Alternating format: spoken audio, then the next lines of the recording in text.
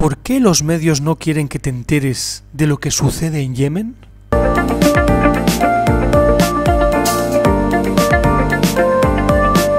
Yemen tiene una guerra con Arabia Saudí y con varios grupúsculos dentro del país desde 2015. Hace 3 años ya que se está produciendo esta guerra y nadie hace nada. Y no solo eso, es que es más grave que todo eso. Es que nadie dice nada. Ese es el grave problema que tenemos hoy en día. Siria abarca todo porque es tan importante derrocar a ese gobierno democráticamente elegido que es como más importante. Hay guerras importantes, guerras de primera clase y guerras de segunda clase, lamentablemente, en el mundo. Vamos a analizar la situación en Yemen aquí y espero que después de este vídeo intentes encontrar más información sobre Yemen, que está realmente escondida. E Internet es una gran herramienta para poder informarte mejor. Vamos allá.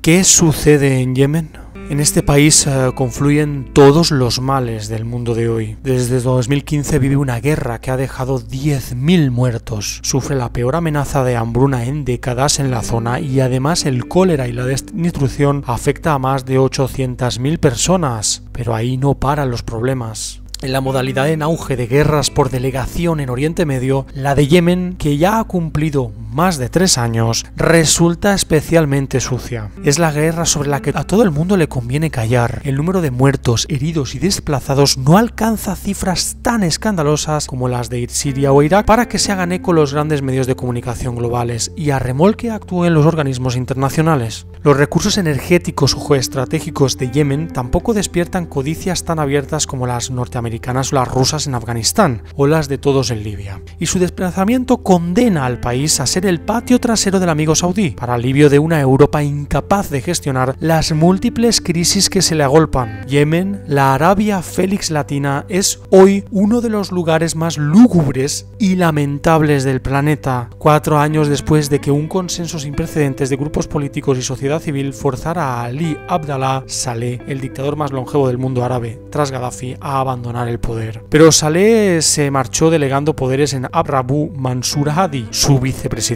un militar sureño hábil en interpretar el aire de los tiempos.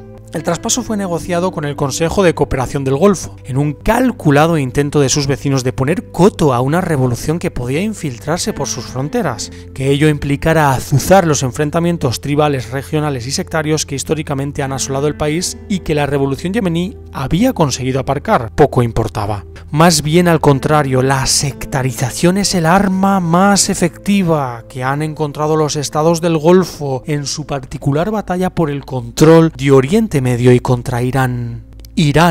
Hemos dicho bien, la próxima guerra se producirá en Irán. Todo señala a eso. El fracaso de la transición yemení, emprendida en 2012, es el fracaso de un proyecto nacional que hubiera dotado al país de una independencia incompatible con los planes de sus poderosos vecinos. La ofensiva de los hutíes, un grupo tribal de observancia zaidí, históricamente relegado del poder, contra el gobierno del presidente Hadi, el protegido del CCCG. Hemos dicho el Consejo de Cooperación del Golfo, aceleró la descomposición del Estado en formación y propició la simplificación sectaria del enfrentamiento. Era algo que en un principio estaba lejos de la realidad, pero al ser el zaidismo una hipotética rama del Islam chií, la conexión iraní era un argumento fácil de esgrimir para aquellos interesados en reproducir la manida narrativa del enfrentamiento suníes-chiíes, típico y eternizado. Una vez que esta lógica echó a rodar, la intervención saudí era cuestión de tiempo. Vamos a ver qué son los suníes y los chiíes para tener un poco más de información y poder entender mejor estos enfrentamientos.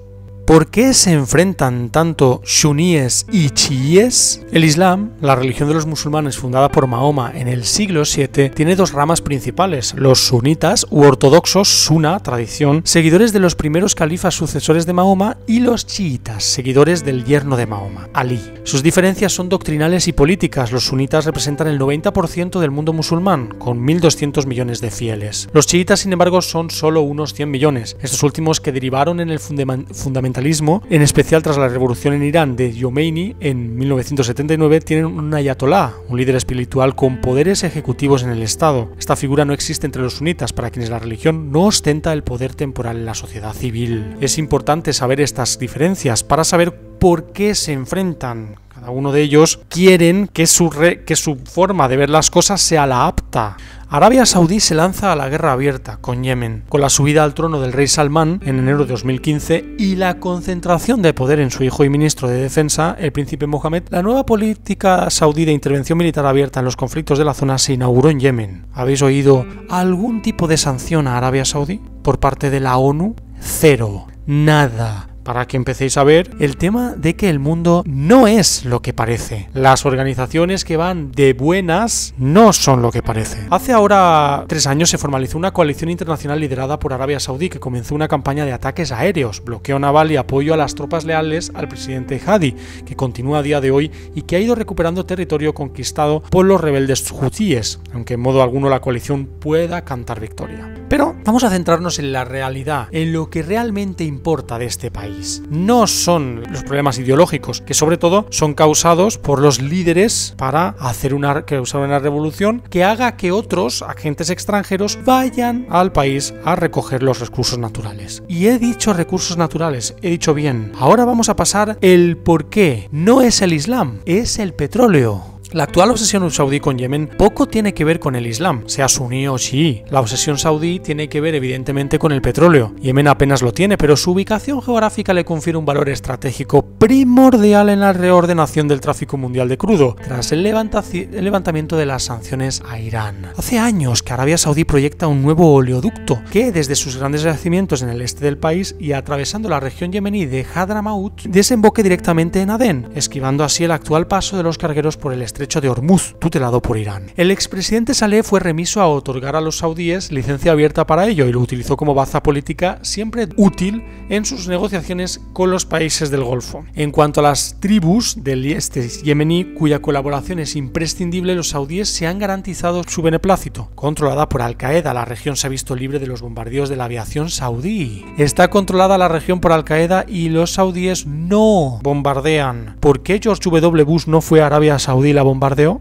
después del 11S, cuando vemos que Al-Qaeda tiene grandes vínculos con Arabia Saudí? De hecho, fue creada allí, según muchos analistas. Problema grande que se cierne sobre Yemen y que ya está allí, pero que no nos enteramos. Vamos a pasar a nuestras conclusiones, porque también vamos a hablar del por qué se le vende armas a Arabia Saudí si se sabe realmente lo que se hace allí.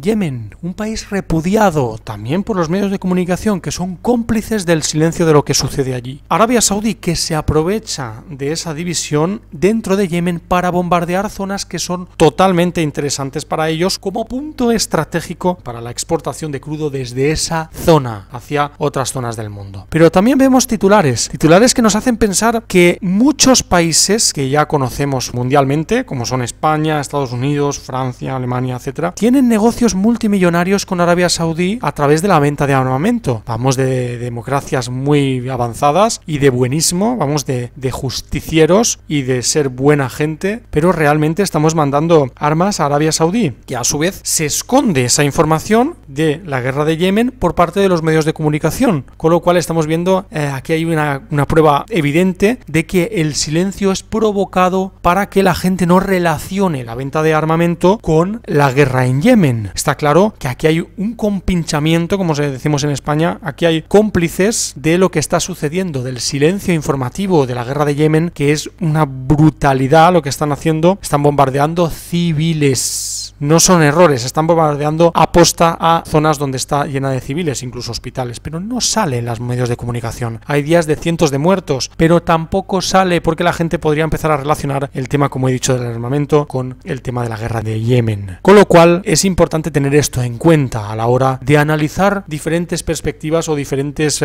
puntos. Cuando todo decimos que Bashar al-Assad es muy malo, pero solo nos sacan que la guerra de Siria es la mala, es decir, guerras de primera y segunda clase. Es importante tener esto en cuenta. Muchas gracias a todos, ya sabéis, darle a like, suscribiros, compartir el vídeo con vuestros amigos en redes sociales y por supuesto mostrar vuestras teorías y opiniones sobre el tema de Yemen y el por qué creéis vosotros que hay ese silencio informativo y si realmente son cómplices los países que venden armamento a Arabia Saudí de esta guerra. Muchas gracias y hasta la siguiente, amigos. Hasta luego.